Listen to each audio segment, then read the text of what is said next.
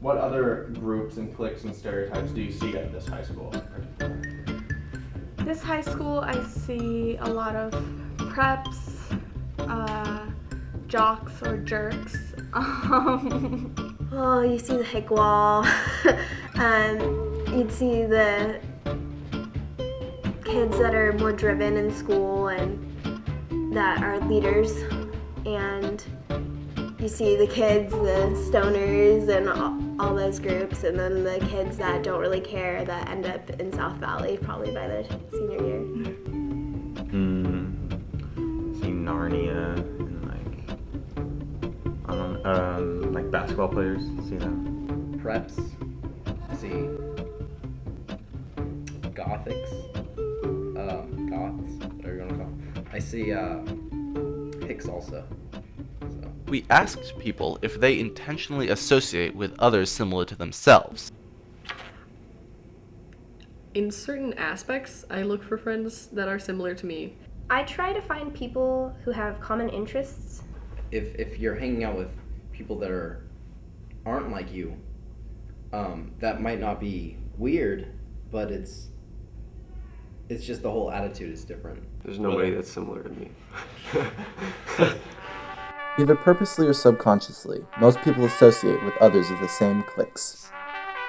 Social psychologists refer to this as the in-group, or people with whom one shares a common identity. The problem with this is that with every in-group comes an out-group, those perceived as different, and following closely behind, conflict. What family members do you live with? I live with my mom, my dad, my brother Luke, my sister Mary, my brother James, my sister Susie, my brother John, and my sister Lucy. That's the way out.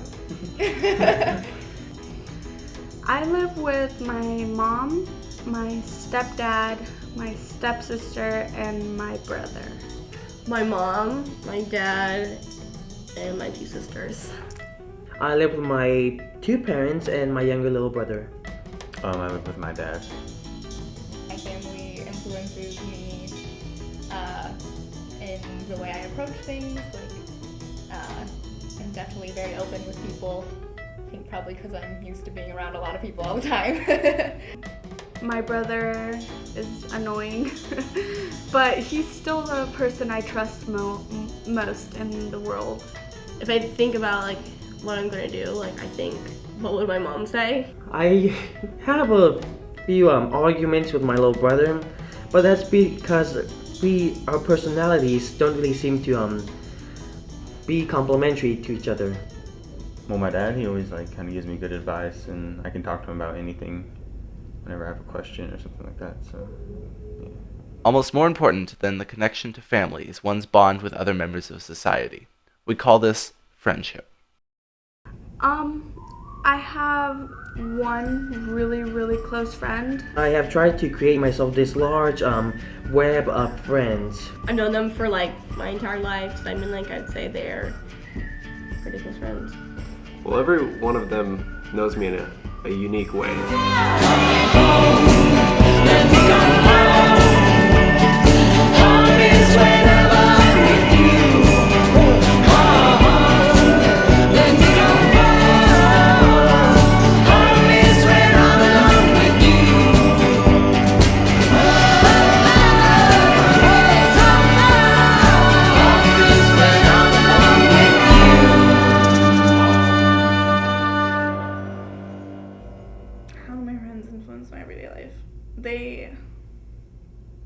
They make it happier. Everyone experiences happiness in different ways. We asked our interviewees to specifically describe how they feel when they're happy. When I'm happy, I kind of feel a swelling inside of my torso and chest. It's just it's contained within me, but it doesn't because I know a lot of people they jump up and down or whatever when they're my mom, she jumps and claps and it's kind of hilarious, but she does. I don't know, I guess I feel I'm almost bursting at the seams, but I'm not. When I'm happy, I feel like I want to jump and tell everyone how happy I am. I feel like my chest is like expanding, and I feel like I want to share whatever I'm happy about with the people that are important to me. I just feel like in a good mood, like I don't know, not really thinking negative, you know. I mean, I have a lot of things that bug me all the time, stress-wise and everything, and I deal with it well. But the true happiness for me is when I completely purge and let everything out, and I'm just content, I guess. I get, I don't know, wiggly. I can't stop smiling. It's a great feeling. I don't know. It's like, I don't know. It's hard to explain, but I'm just so happy. When I'm happy, which is most of the time,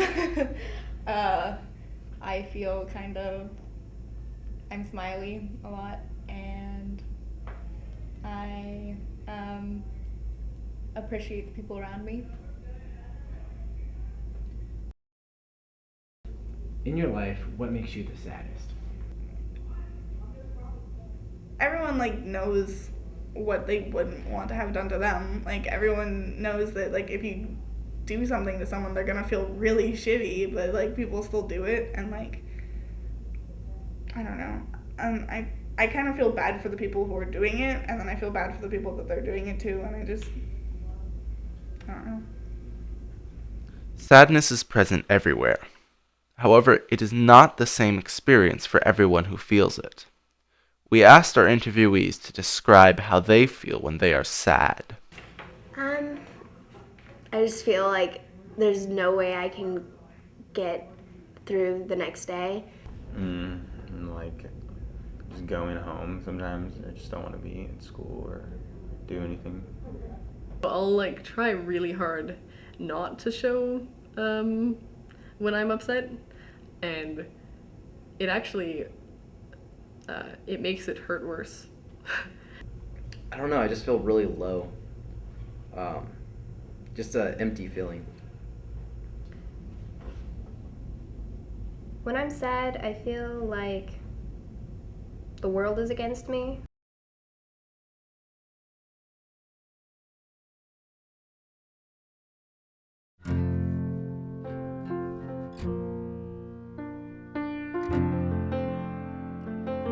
Cross the line if you've ever felt put down by somebody.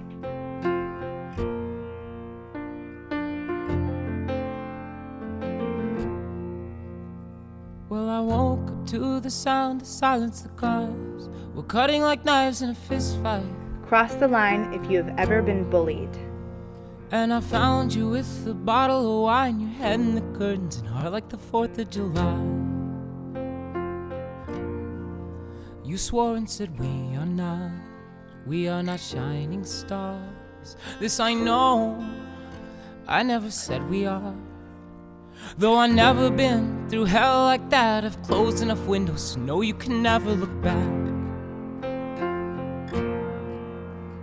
If you're lost and alone, or you're sinking like a stone, carry on. May your past be the sound of your feet upon the ground. Carry on. Carry on, carry on. Cross the line if you've ever come to school and said you were fine even though you weren't. Cross the line if you've ever felt insecure about your self-esteem or body image. Cross the line if you've ever felt pressured by your peers to do something that has negatively impacted you. Cross the line if your parents are divorced or separated. Cross the line if you've ever bullied someone else. Cross the line if you've ever been targeted for your race, religion, or sexuality. Cross the line if you've ever experienced the death of a close family member or friend. Cross the line if you are adopted, been in foster care, or never met one or both of your parents.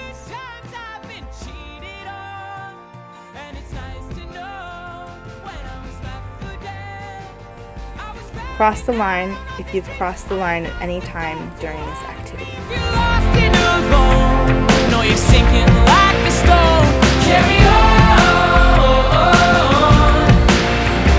May your past be the sound of your feet upon the ground, and carry on. Carry on, carry on.